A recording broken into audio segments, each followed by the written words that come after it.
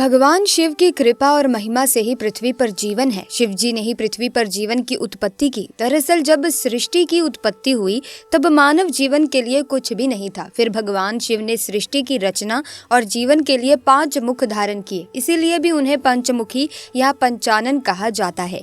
भगवान शिव के 5 रूपों में से एक रूप अघोर रूप है। अघोरियों को इस पृथ्वी पर भगवान शिव का जीवित रूप भी माना जाता है। अघोरी आम दुनिया से कटे हुए होते हैं। वे अपने आप में मस्त रहने वाले, अधिकांश समय दिन में सोने और रात को शमशान में साधना करने वाले होते हैं। अघोर पंथ में शमशान साधना का विशेष महत्व है, इसीलिए वे शमशान में रहना ही ज्यादा पसंद करते हैं। शमशान में साधना करना शीघ्र ही फलदायक होता है। अघोरियों की साधना में इतना बल होता है कि वो मुर्दे से भी बात कर सकते हैं। ऐसे में तब क्या हुआ, जब अचानक राम मंदिर में आए अघोरी रूप महादेव। फिर जो हुआ वो देखने लायक था। अगर आप भी जानना चाहते हैं इस घटना का रहस्य तो बने रहिए वीडियो के अंत तक। दोस्तों, जब से अयोध्या सुनवाई का फैसला पास हुआ है तब से लेकर अब तक, चाहे वो अयोध्या निर्माण का काम हो, चाहे वो प्राण प्रतिष्ठा हो, ये राम लला दिन प्रतिदिन अपने भक्तों को अपने आने का एहसास करवा रहे हैं। कई सारे चमत्कार देखने को मिल रहे हैं जिससे ये साबित होता है कि सनातन ही सत्य है। कई ऐसे बड़े चमत्कार राम मंदिर में देखे गए हैं जो साक्षात प्रमाण देते हैं कि सच में कोई तो ऐसी शक्ति है जो इस संसार को चला रही है। 23 जनवरी की रात अयोध्या में जो हुआ उसे जानकर आपके भी रोंगटे खड़े हो जाएंगे और आपको इस बात का एहसास होगा कि सच में ही ये त्रिलोकी नाथ का ही चमत्कार हुआ है। हुआ कुछ यूं कि जब 22 जनवरी को रामलला की प्राण प्रतिष्ठा हुई तो उस दिन बहुत सारे लोग दूर दूर से रामलला के दर्शन के लिए आए थे। भीड़ इतनी ज्यादा थी कि दर्शन करने के लिए लाइनों में लगकर भी 4 से 5 घंटे बाद दर्शन हो रहे थे। 23 जनवरी का दिन भी कुछ यूं ही गया, लेकिन जैसे ही रात हुई 9 बजे के बाद मंदिर में भीड़ थोड़ी कम हुई और जैसे जैसे समय बीतता गया वैसे ही रामलला के सोने का टाइम हुआ तो पुजारी जी ने रामलला को ऐसे सुलाया जैसे कि माता कौशल्या सुलाती थी और मंदिर के पट बंद हुए। जैसे ही मंदिर के पट बंद हुए पुजारी जी मंदिर में ही बने अपने कक्ष में सोने चले गए। तो उसके बाद हुआ कुछ यूं कि रात के 2 बज रहे थे और अचानक से ही जैसे ही सांप के रेंगने जैसी आवाज आई और मंदिर के गेट धीरे से अपने आप खुलने लगे, मानो कि जैसे कोई दिव्य शक्ति ने उन्हें खोला हो। उसके बाद थोड़ी थोड़ी मंदिर की घंटियां अपने आप बजने लगी। तो इधर से पुजारी जी की अचानक से नींद टूट गई और वो हड़बड़ाकर उठकर बैठे। उनको लगा कि कोई चोर रात में मंदिर में घुस गया है। उन्होंने रामलला की मूर्ति के पास जाकर धीरे से छुपकर देखा कि कोई चोर होगा, लेकिन पुजारी जी क्या देखते हैं कि वहां तो कुछ और ही था। उन्होंने देखा कि रामलला की मूर्ति के सामने एक महातेजस्वी अघोरी खड़ा था जिसकी लंबी लंबी काली काली लटाएं थी और उन लटा से सर के ऊपर जूड़ा जैसा कुछ बना हुआ था। हाथ में कमंडल और तन पर राख लिपटी हुई थी। हाथों और गले में रुद्राक्ष की माला पहन रखी थी और उनके माथे पर एक अद्भुत तेज चमक रहा था। वो अघोरी कोई और नहीं बल्कि साक्षात भोलेनाथ स्वयं थे जो अपने राम जी से मिलने आए थे। लेकिन इस बात का पुजारी जी को नहीं पता था। पुजारी जी उन अघोरी बाबा को देखकर एक बार तो डर से गए। फिर उनको लगा कि इतने लोगों में ये भी शायद रामलला के दर्शन करने आए थे और रुकने के लिए कहीं कोई जगह नहीं मिली होगी, इसीलिए मंदिर में आ गए होंगे। इतना सोचकर पुजारी जी ने अघोरी बाबा के पास जाकर उनको प्रणाम किया और उनसे पूछा, बाबा इस समय आप यहाँ? तो अघोरी बाबा ने कहा, जहाँ मेरे स्वामी हो और वहाँ मैं ना आऊँ, ऐसा कैसे हो सकता है? पुजारी जी कुछ समझ नहीं पाए और उनसे फिर से बोले, बाबा अगर आपने भोजन पानी नहीं किया तो आपके लिए भोजन पानी की व्यवस्था करूं? तो अघोरी बाबा रामलला की मूर्ति की ओर इशारा करते हुए बोले, इनके दर्शन से बढ़कर और क्या भूख होगी? तो भी पुजारी जी समझ नहीं पाए और अघोरी बाबा को प्रणाम करते हुए बोले, ठीक है बाबा, कोई जरूरत पड़े तो बताना, मैं पास ही कक्ष में सो रहा हूँ। जय श्री राम। और इतना कहकर पुजारी जी सोने चले गए। उसके बाद तो नजारा कुछ और ही था। तेजस्वी अघोरी बाबा रामलला की मूर्ति के पास जाकर बोले, उठिए प्रभु, आपसे मिलने के लिए कितना बेचैन हूँ, आपके बाल रूप के दर्शन के लिए कितना तड़प रहा हूँ। प्रभु दर्शन दीजिए। इतना सुनना था कि रामलला की मूर्ति से आवाज आई, बिना आपके दर्शन मैं कैसे सो सकता हूँ? भगवान कब से आपके आने की प्रतीक्षा कर रहा हूँ, इतनी देर क्यों कर दी? तो अघोरी बाबा बोले, हे प्रभु, जहाँ आपका बाल रूप हो और आपके बाल रूप की लीला देखने मैं न आऊँ, ऐसा कैसे हो सकता है? कब से आपके दर्शन के लिए प्रतीक्षा में हूँ। आज आपसे साक्षात कलयुग में मिलकर ऐसा लग रहा है जैसे त्रेता युग में आपसे मिलने आया था, आपकी बाल लीला में शामिल होने आया था, जहाँ सारे देवगण आपकी बाल लीला में कोई ना कोई रूप रूप बनाकर शामिल हो जाते हैं और आपकी लीला को अपनी आंखों से देखते हैं, तो मैं कैसे पीछे रह सकता हूँ। अघोरी स्वरूप भोलेनाथ बोले। उसके बाद रामलला और भोले बाबा वो पल याद करने लगे। बात त्रेता युग की है, जब अयोध्या नगरी में राम जी के 5 साल के होने की खुशियां मनाई जा रही थी। चारों ओर बधाइयां गाई जा रही थी।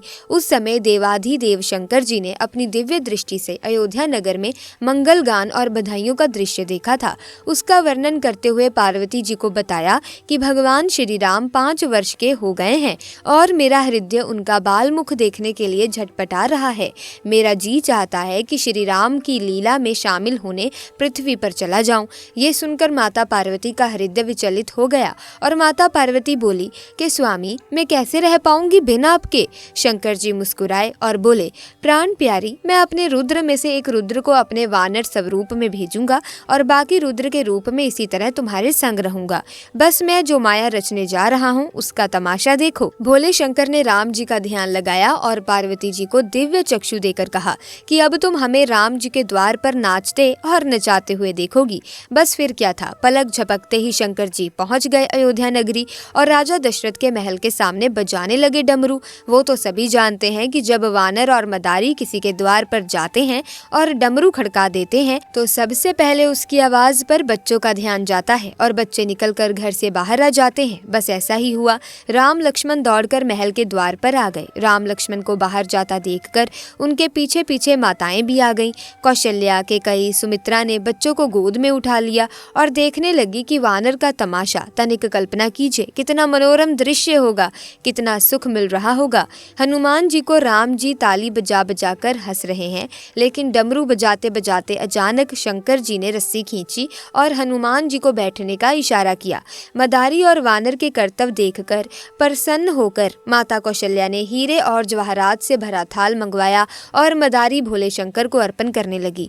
शंकर जी ने कहा, मैया, मुझे कुछ नहीं चाहिए। बेचारी रानियां क्या जाने कि जिनकी एक दृष्टि से सारे पर्वत हीरे बन सकते हैं, उन्हें कौन कुछ दे सकता है। अब उनको क्या पता कि भोलेनाथ को धन दौलत से क्या लेना। उनका खजाना तो राम जी हैं, जिनके लिए वो ये सब कर रहे हैं। शंकर जी ने जाने के लिए हनुमान जी की रस्सी खींची, परंतु हनुमान जी तो पृथ्वी पर लेट गए। उन्होंने मुख भाषा में राम जी को इशारा किया कि भगवान, मैं तो आपके पास रहने के लिए आया हूँ और भोले बाबा मुझे ले जा रहे हैं। कोई उपाय करो दीनानाथ, मुझे अपने पास रख लो। तब राम जी कौशल्या माता से बोले, माता, मुझे ये वानर ले दो, जो बाबा मांगे वो दे दो, नहीं तो मैं भी इस वानर के साथ बाबा के संग चला जाऊंगा। तब महारानी कौशल्या ने कहा कि अरे बेटा राम, तू बावला हो गया है क्या? भला कोई वानर को भी अपने घर में रखता है? ये तुम्हें काट खाएगा। फिर वो शंकर जी से बोली, जाओ बाबा जाओ, तुम्हारे वानर का तमाशा देखकर हमारे बच्चे बिगड़ रहे हैं। इतना सुनना था कि भोले बाबा ने मन ही मन राम जी को फिर से कहा, प्रभु रोक लीजिए, अभी आपके दर्शन के आनंद कहाँ ले पाया हूँ।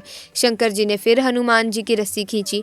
हनुमान जी आंखों में आंसू भर लाए। राम जी इशारा समझ गए। उन्होंने रोना शुरू किया और लक्ष्मण जी को कोहनी मारी और वो भी रोने लगे। उनको देखकर भरत और शत्रुघ्न भी रोने लगे। ऊपर अटारी पर राजा दशरथ बैठे थे। उन्होंने बच्चों को रोते सुना तो उन्होंने रानियों से पूछा कि बालक क्यों रो रहे हैं। रानियां बोली कि ये वानर की मांग कर रहे हैं, उनकी मांग कैसे पूरी कर सकती हूँ। भला राजा के घर में क्या वानर अच्छे लगते हैं? बस महाराज, यही बात है कि बच्चे अपनी जिद पर अड़े हुए हैं और रोए जा रहे हैं। महाराज दशरथ बोले कि मेरे ये चारों पुत्र मेरे प्राणों से भी प्यारे हैं।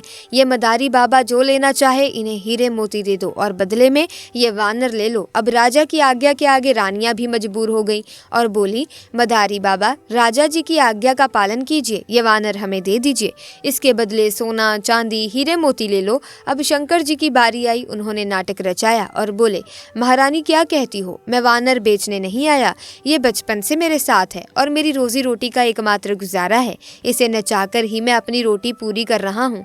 फिर शंकर जी बोले कि मैया, अगर तुम झोली फैलाकर मांगो तो बिना दाम के ही दे दूंगा।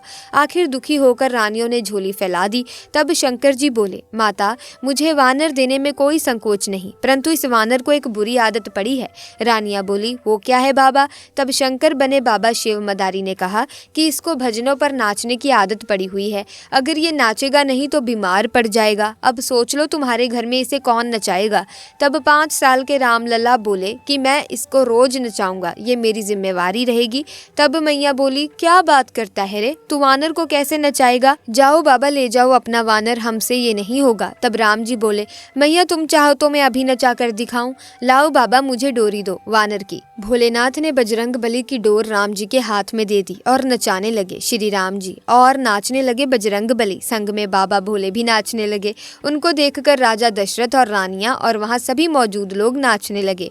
वाह क्या लीला कर रहे हैं राम लला। इन सबको देखकर राम जी ने माता जी से पूछा, क्यों मैया नचाना आता है ना मुझे? माता कौशल्या बोली, बंद करो अपनी लीला, तुम्हें वानर अच्छा लगता है तुम ले लो। भोले बाबा से रानियों ने ये वानर ले लिया। आखिर महादेव भी तो यही चाहते थे कि वो अपने रुद्र अवतार में राम जी के पास रहें और रावण वध में उनका साथ दें। भला अब कलयुग में महादेव अपने राम जी से कहाँ दूर रह सकते थे, तो आ गए अयोध्या नगरी में अपने 5 साल के रामलला के दर्शन के लिए। लेकिन इस बार महादेव ने अघोरी बाबा का स्वरूप धारण किया था। जब जब भी हर युग में रामलला आएंगे तो महादेव कोई ना कोई दर्शन के लिए जरूर आएंगे। तीनों लोकों के स्वामी हैं, ये कब क्या कर जाएं किसी को क्या पता। एक पल में ही बाल लीला करके बिल्कुल नटखट बच्चे बन जाते हैं तो कहीं विराट रूप लेकर राक्षसों का विनाश कर देते हैं।